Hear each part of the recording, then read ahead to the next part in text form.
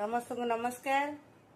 ये हूँ मोर भौणी पुओ आसी संगे किसी जिके आलोचना करवा ताको किसी क्वेश्चन छोट छोट क्वेश्चन किसी पचारि आठारू आंसर भी शुणा शुणवा ना। आज्ञा। गांधी जी पूर्व क्यों फोटो छपा जाइला?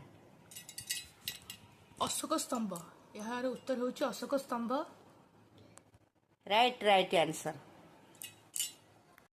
द्वितीय प्रश्न होची गोटे देवता ऊपर पचारिया आमर गणेशंकर दुई पुत्रक नाम कौन?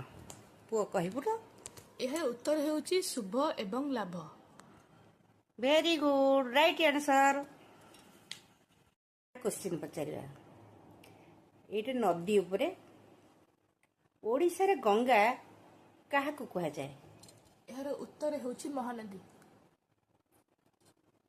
Very good right answer. क्यों गछरे फूल हुए नहीं? शुणा ठार आंसर। यार उत्तर होची कदली। ना रंग आंसर। यार उत्तर होची पणस।